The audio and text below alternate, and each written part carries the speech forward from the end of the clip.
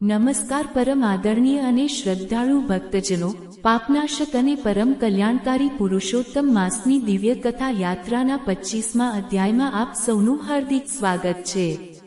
24મા અધ્યાયમાં આપણે અહંકારી નગરશેઠ ધનપાલ અને ગરીબ ભીલ ભક્ત સોમાની અદ્ભુત વાર્તા સાંભળી અને જોયું કે કેવી રીતે ભગવાન ભક્તના ભાવના ભૂખ્યા છે, વૈભવના નહીં।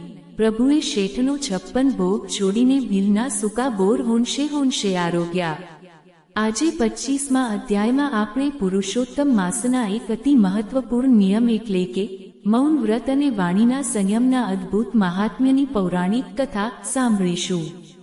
આ કથા છે એક એવા શક્તિશાળી રાજાની જે બધું જ પુણ્ય કરતો હતો, પણ પોતાની જીભ પર કાબૂ ન હોવાના કારણે ક્રોધમાં બોલેલા શબ્દોને લીધે તેનું આખું રાજપાટ પળવારમાં કેવી રીતે નષ્ટ થઈ ગયું અને પુરુષોત્તમ માસે તેનો ઉદ્ધાર કેવી રીતે કર્યો।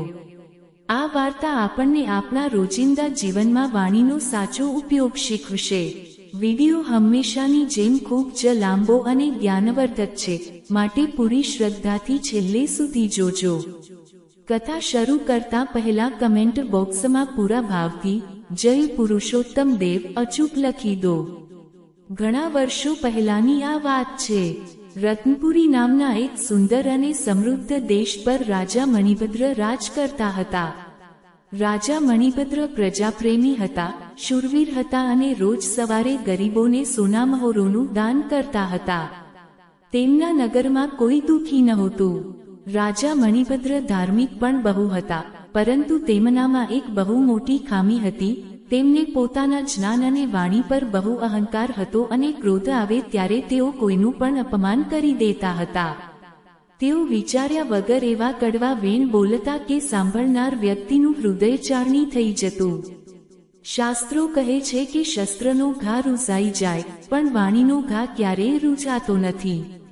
રાજા મણિભદ્ર આ વાત ભૂલી ગયા હતા। તેઓ માનતા હતા કે હું રાજા છું એટલે ગમે તેને ગમે તે કહી શકું છું।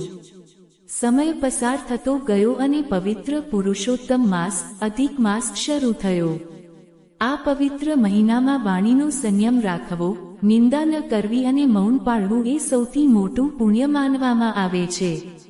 વ્રતના 25મા દિવસે રાજાના દરબારમાં મહાત્મા વેદવ્યાસજીના પરમ જ્ઞાની શિષ્ય ઋષિ શ્રુતદેવ પધાર્યા।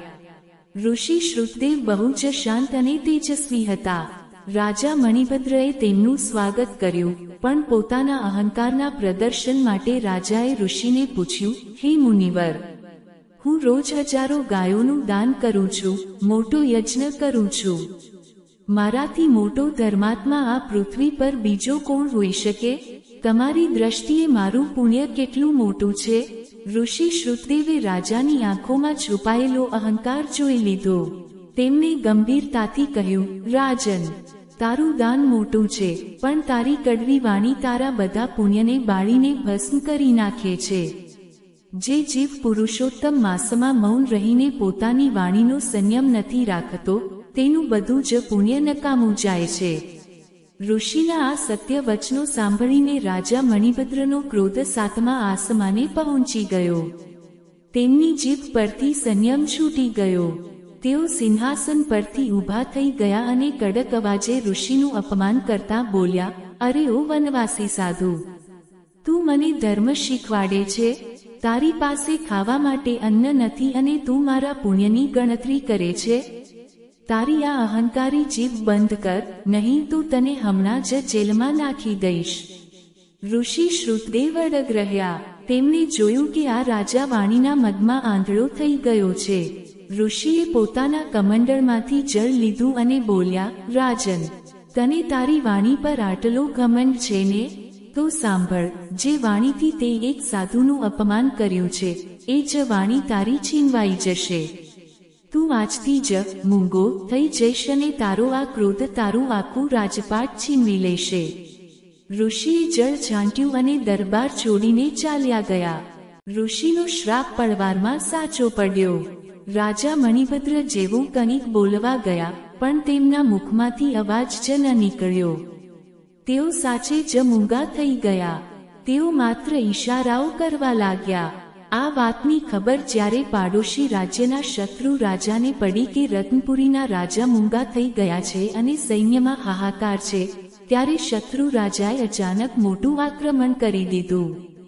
રાજા મણિભદ્ર મૂંગા હોવાને કારણે પોતાના સૈનિકોને કોઈ આદેશ ન આપી શક્યા. જોતજોતામાં રત્નપુરી હારી ગયું. શત્રુઓએ રાજા મણિભદ્રને મહેલમાંથી હાંકી કાઢ્યા. જે રાજા કાલે સવારે સોનાના પલંગ પર સૂતો હતો, તે આજે જંગલમાં ભટકી રહ્યો હતો, મૂંગો, લાચાર અને એકલો. જંગલમાં ભૂખ્યા તરસ્યા ભટકતા રાજા મણિભદ્રને હવે જ્ઞાન થયું. તેમની આંખોમાંથી અશ્રુધારા વહેવા લાગી. તેમને વિચાર્યું, ઋષિએ સાચું જ કહ્યું હતું. મારી કડવી વાણીએ જ મારો વિનાશ નોતર્યો છે. યોગાનુયોગે તે દિવસે પુરુષોત્તમ માસનો 25મો દિવસ હતો. જંગલમાં એક પવિત્ર આશ્રમ હતો, જ્યાં કેટલાક સંતો પુરુષોત્તમ ભગવાનની કથા કરી રહ્યા હતા. રાજા મણિભદ્ર ત્યાં જઈને દૂર એક ઝાડ નીચે બેસી ગયા. ભલે તેઓ બોલી નહોતા શકતા, પણ તેમને મનમાં ને મનમાં સંકલ્પ કર્યો, હે પુરુષોત્તમ પ્રભુ, હવે હું જિંદગીભર ક્યારેય કોઈની નિંદા નહીં કરું, ક્યારેય કડવા વેણ નહીં બોલું. હું આજથી સાચા હૃદયથી મૌન વ્રત ધારણ કરું છું અને તમારી ભક્તિમાં લીન થાઉં છું. રાજા આખો દિવસ ભગવાનના ધ્યાનમાં બેસી રહ્યા. મનની અંદર તેઓ સતત ઓમ નમો ભગવતે વાસુદેવાય નો જાપ કરવા લાગ્યા. તેમની વાણી હવે પ્રભુના ચરણોમાં સમર્પિત થઈ ગઈ હતી. મધ્યરાત્રિ થઈ ત્યારે રાજા મણિભદ્ર આશ્રમના એક ખૂણામાં પ્રભુના ચરણોનું ધ્યાન ધરીને બેઠા હતા. અચાનક આખું જંગલ એક દિવ્ય અને શીતળ પ્રકાશથી ભરાઈ ગયું. સુગંધિત પવન વાવા લાગ્યો અને રાજાની સામે સાક્ષાત શંખ ચક્રધારી ભગવાન પુરુષોત્તમ નારાયણ પ્રગટ થયા. પ્રભુના દિવ્ય દર્શન કરીને રાજા મણિભદ્ર તેમના ચરણોમાં સાષ્ટાંગ પ્રણામ કરી પડ્યા. ભગવાને સ્મિત સાથે પોતાના કોમળ હાથ રાજાના માથા પર મૂક્યા અને કહ્યું, મણિભદ્ર, ઉઠો. તે પુરુષોત્તમ માસમાં સાચા હૃદયથી વાણીનો અહંકાર છોડીને જે મૌન વ્રત પાળ્યું છે, તેનાથી તારા બધા પાપ ધોવાઈ ગયા છે. વાણીનો સંયમ જ સૌથી મોટી તપસ્યા છે. પ્રભુનો હાથ અડકતાની સાથે જ રાજા મણિભદ્રના કંઠમાંથી અવાજ પાછો આવી ગયો. તેઓ બોલી ઉઠ્યા, જય પુરુષોત્તમ પ્રભુ, ક્ષમા કરો નાથ.